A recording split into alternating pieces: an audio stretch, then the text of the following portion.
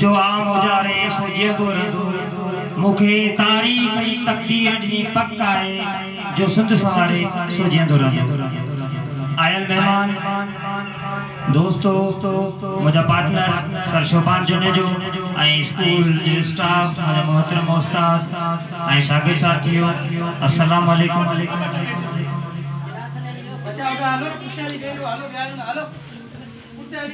ही स्कूल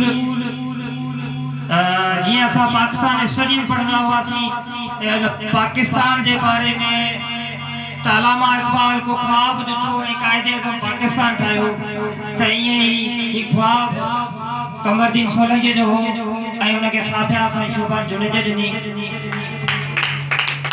कमरदीन सोलंकी अॼु टीचर आहे जगह ते पर हाई स्कूल में आउं उनजो उस्ताद रहियो आहियां। मूंखे यादि आहे जॾहिं मां 9वीं क्लास में पढ़ंदो हो तॾहिं बि जॾहिं बि को सेफ जो प्रपोज़ल ईंदो हो का एडवर्टाइजमेंट ईंदी हुई त सदाईं पंहिंजे ॻोठ जे ॿारनि जी लिस्टूं ठाहे वेंदो त सर असां वटि स्कूल कोन ईंदो ऐं असांखे स्कूल जी ज़रूरत आहे ऐं इहा उन जेका स्कूल लाइ उन बुख इहा मुसलसल रही। हू पढ़ण खां बाद में मैट्रिक खां बाद में ट्यूशन वग़ैरह पढ़ंदो रहियो ऐं साइड जे स्कूलनि में टीचिंग बि कयई पर उनजी कोशिशि हुई त असांजे ॻोठ में स्कूल ठहे ऐं हेॾो ज़बरदस्त इदारो ठही वियो आहे।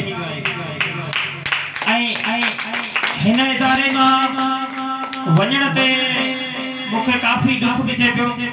यकीनन ख़ुशी पंहिंजी जाइ आहे त सरकारी नौकरी मिली आहे। असां वटि इहो आहे त कामयाब माण्हू जी ज़िंदगी उहा आहे जॾहिं सरकारी नौकरी ॾे पोइ भली उन जा चेक कंहिं हाणे रुपया बहरहाल त जीअं ई नयूं अपॉइंटमेंट थियूं नवां स्कूल प्राइमरी खुलिया आहिनि कुझु सोच जनम वरितो आहे त कुझु मोहतरम ऑपरेटर वेठा आहिनि टीचर वेठा आहिनि सेफ सां लॻिया पिया आहिनि। इहे ॿ चङी देरि काफ़ी थी वई आहे त उन्हनि जी इहा सोच आहे त हाणे जॾहिं प्राइमरी स्कूल खुलंदा पोइ सेफ ते असरु पवंदो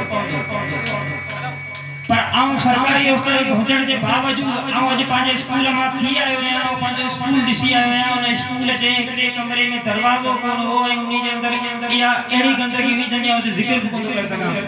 न स्कूल में चौधरी हुई न स्कूल में पाणीअ जो को हैंडपंप वग़ैरह काश हुई कंहिं क़िस्म जी का सहूलियत कोन हुई को फर्नीचर कोन हो खस्ता हाल बिल्डिंग हुई।